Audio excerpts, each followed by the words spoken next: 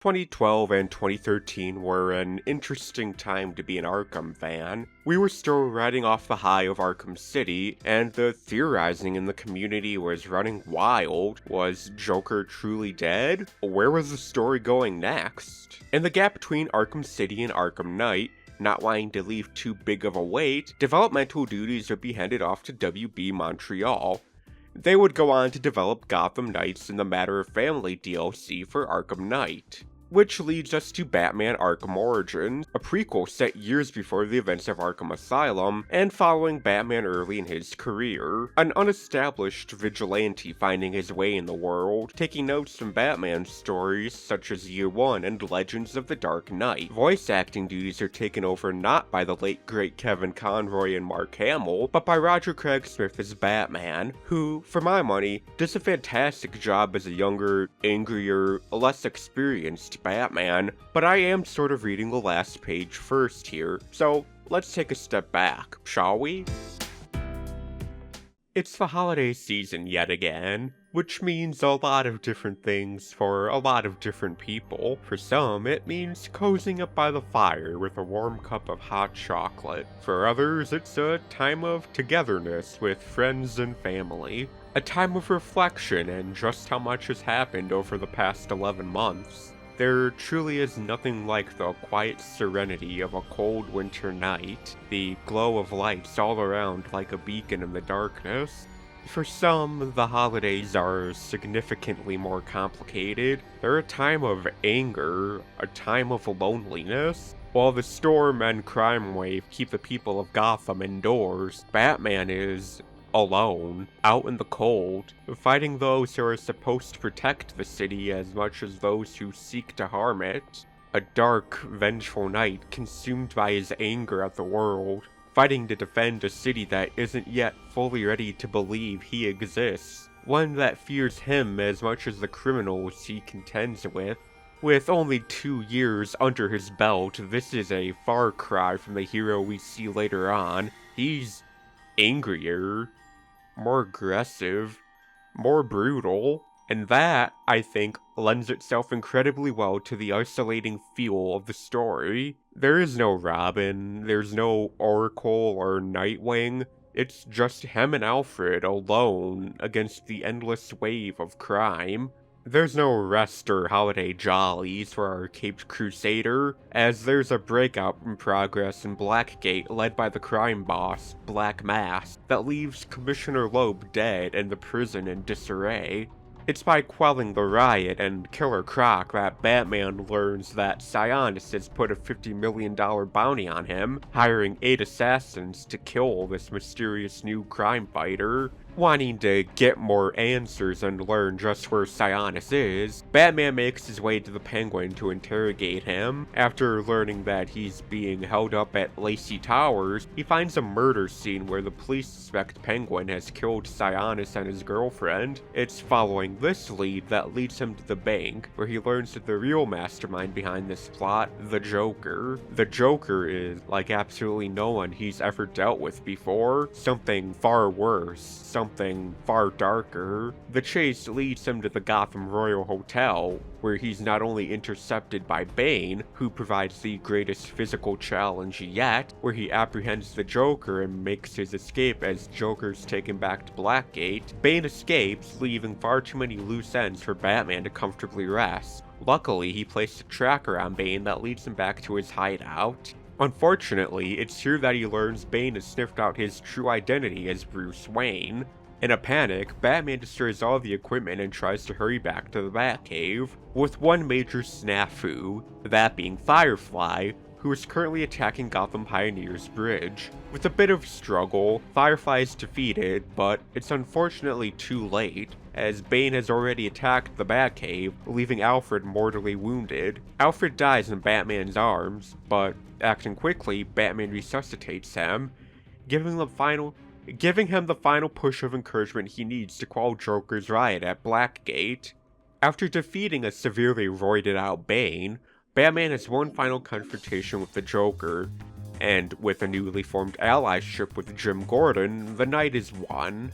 It's a very satisfying story that feels very in line with the stories that inspired it. You will notice, however, that I left out the sections of the story where Batman encounters the assassins, aside from Bane and Firefly. That's not for lack of remembering, mind you. It's just that for the most part, the assassins feel very incidental to what's overall another Batman vs. Joker story. In the overall context of the Arkham series being about their relationship, this makes sense, but especially at the time, it was easy to be disappointed by what felt like a rug pull. So much of the marketing was put on Black Mask and the assassins, especially Deathstroke, yet in the final game, you encounter Deathstroke once on Penguin's ship, only for him to be in prison for the rest of the game, and Black Mask was set aside for a side mission and was never the true main threat to begin with. The same applies to villains like Firefly and Copperhead. Electrocutioner is an outright meme for just how nothing he is. Deadshot is a completely optional side mission. Lady Shiva is another optional side mission that's less interested in killing Batman and more just seeing if he's capable of protecting Gotham. And Croc is taken care of as soon as leaving Blackgate for the first time. There are a lot of great moments, and it's probably the best story of all the Arkham games all told. I just wish more focus was put on the assassins themselves. The voice performances are absolutely incredible. Roger Craig Smith brings the house down as an angrier, younger Batman. Troy Baker does a fantastic job channeling Mark Hamill, and the thugs, as always, are an absolute highlight. It's an enjoyable story, and it's one that I've grown to appreciate more in the context of the wider Arkham story. That said, much like Arkham Knight, it's not hard to feel at least a tinge of, I don't want to necessarily say disappointment, but more slightly let down that we couldn't get more of the game the marketing led me to believe it was. Visually, it's a bit more complicated to talk about. I don't think the game is ugly or anything, not by any stretch of the imagination, but it's definitely not as pretty to look at as Asylum or City. For a game slightly bigger than Arkham City developed in the time it took to make Arkham Asylum, I get it, cuts had to be made somewhere. If anything, it's still majorly impressive that it manages to be in the same conversation as those games at all, given the conditions in which it was developed. It certainly helps that the vibes and atmosphere are absolutely immaculate. The freezing, foggy city wrapped in the warm, dim glow of Christmas is a feeling that no other game in the series has quite matched. This is on top of the whole Origins aspect. Many locations are carried over from Arkham City, but look vastly different, which is something I appreciate. Seeing locations like the courthouse and Wonder Tower in a totally new context is something that I think is really cool and adds a unique flavor to the game, especially when playing it around the holiday season. Snowy Nights and Batman just seem to go really well together. It's just a very enjoyable game to even just watch, purely going through the narrative and nothing else. Even the cinematics are incredibly impressive. It's very easy to see why this trailer in particular was the jumping off point for Ben Affleck's cancelled Batman movie. The fighting is ridiculously cool to watch.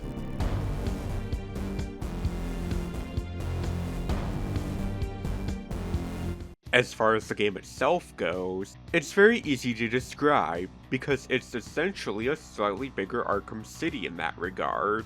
A lot of City's DNA has direct parallels, if not outright carried over. For instance, instead of the ice grenade, you have the glue grenade now.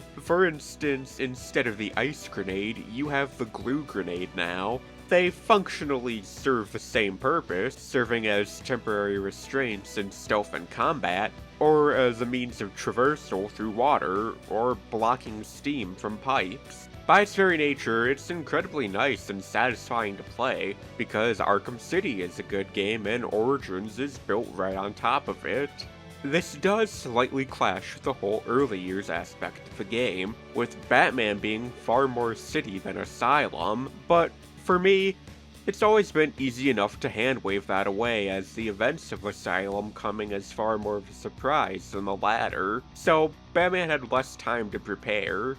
Things like the glue grenade are also stated to be in the prototype phase, with the ice grenades being technology from Mr. Freeze, so it, again, made enough sense to me. It's not like the grapnel accelerator would be terribly useful in the confined space of Arkham Island anyway. In terms of traversal and combat, Batman is just as capable as he was in Arkham City. For everything he can do there, he can do just as effectively in Arkham Origins. Combat is just as fluid and satisfying. Traversal feels just right, and you can get really creative with stealth sections with gadgets like Deathstroke's remote claw. The concussion detonator isn't especially useful for my playstyle, so I ended up forgetting I even had it most of the time. Combat has its own share of new flourishes, mainly in the form of new enemy types it introduces, like brutes, venom-enhanced brutes, and martial artists that can be a real pain to take down, but feel super satisfying to do so. One addition that sort of carries over from the Wii U port of Arkham City is the BAT system, only here it's just called the Shock Gloves. You get them from the Electrocutioner, and they can be quite the versatile things. They're primarily used to power up generators to move elevators and what have you, but if you rack up enough hits in combat, you can release a charge that significantly increases your strength and completely breaks through the armor or enemy types you'd need to stun normally. If this sounds completely overpowered, that's because it is. You can absolutely decimate enemies with the Shock Gloves. Even the brutes or venom brutes, which normally require at least a few more steps, can go down with now simple button mashing. The easy solution is to just simply not use them, and that is a fair thing to say, but it also feels like the game is at least subtly nudging you towards using them. It's certainly cool to see, but the novelty wears off and it just becomes an easy win button. There's certainly a market for that, but I'm not in it. That's not even touching on the game's boss fights, which are arguably the best in the whole series. Everyone knows the absolutely incredible, intense Deathstroke boss, but what also sticks out in my mind is the encounters with the Bane, especially the TN1 Bane fight. Deadshot's boss is another stealth section, but the design of the map and not being just one takedown makes it significantly more interesting. Bosses like Shiva aren't much more than regular combat encounters, but the sheer variety alone makes it a significant improvement over Asylum and Night in the boss encounter department. The Riddler makes his first appearance, and next to Asylum, you have a lot more to do, which is something that helps a lot. You can take down jams and radio towers to open up fast travel points with the Batwing, pick up extortion data packs that are effectively the game's Riddler trophies, or smash network relays. Like in Arkham City, there are Riddler informants you can interrogate throughout the city for more specific locations for Riddler's knickknacks, but thankfully you don't have to specifically save them for last. You can just knock them down and interrogate them once the rest of the room is clear. There's a lot of detective work in Origins, perhaps the most in the whole series, an aspect I deeply appreciate. For a lot of missions, you'll need to reconstruct crime scenes to determine just what happened to the victim. You rewind and fast forward through what transpired, examine evidence, the environment, the works. It's only slightly more involved than it was previously, but that little bit goes a really long way to make it the most interesting the whole detective aspect has been in these games to this point. It's worth noting that this is the only Arkham game so far that lets you explore a proper Batcave underneath Wayne Manor, which is a much welcome inclusion as the Batcave is a huge part of the mythos. Asylum had a makeshift one, City didn't have one at all, and Night kind of had one in the movie studios, but not really. But this is the Batcave, with case files and technology and Alfred serving up sass and all. It's everything you could ask for. Like in the previous games, there's a variety of challenge maps to test you in both combat and stealth. Most of them are pretty standard, allowing you to play as Batman or Deathstroke if you purchased the DLC. But one of note is the Initiation Pack. It chronicles Bruce's training before becoming the masked vigilante vigilante in a North Korean ministry. You're much more limited in what you can do, but makes for an incredibly engaging challenge and makes getting medals all the more satisfying. I wish I could talk about the game's online multiplayer, but unfortunately it's been shut down for many years now and is entirely unplayable. It was a ton of fun from what little I played on the PS3 back in the day, so it's a real shame to see this part of the game rendered completely inaccessible. It sounds like the community patch mod makes it playable again, but that's something I have yet to try myself. Arkham Origins is also perhaps the buggiest game in the whole series. It's never outright unplayable or anything, but its lack of polish regularly becomes apparent.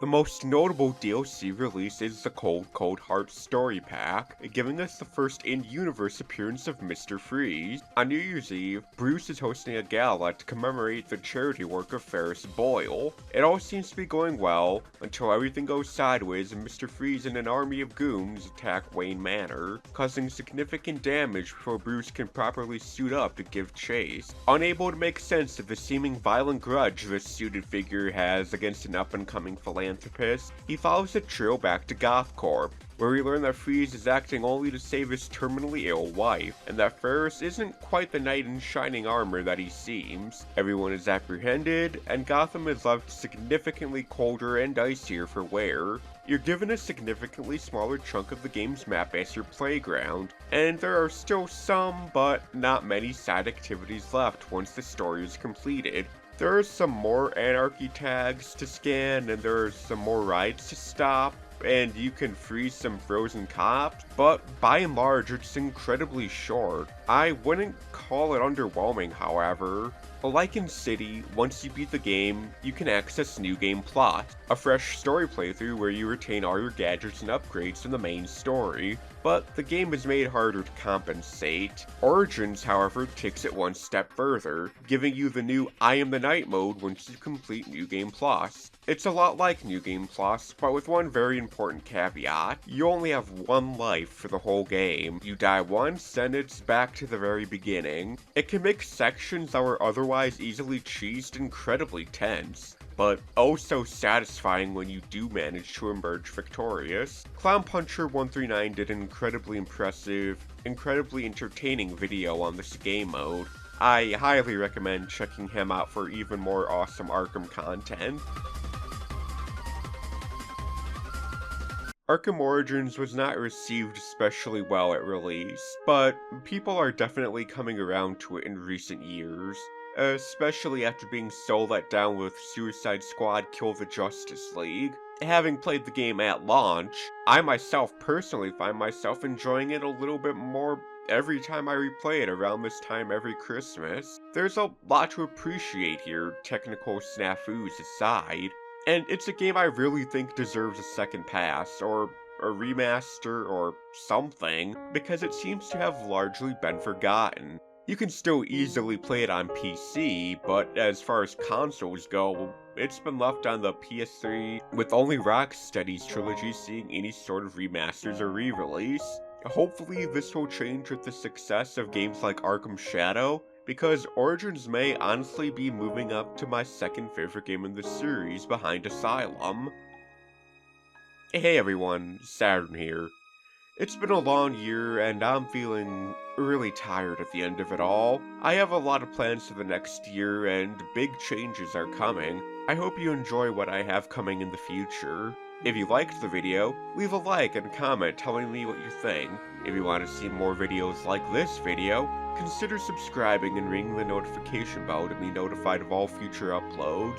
If you want to support the show even further, consider joining supporters like M over on my Ko-fi, where donations go as little as $1, and you can get access to benefits like early access to videos, your name in the credits of the videos, and other cool things I have in the pipeline. If you can't or just don't want to, that's cool, I get it. Things are tough right now for everyone and they're only getting tougher. I appreciate you checking me out all the same. Regardless of all that, thank you so much for watching, and I hope to see you again.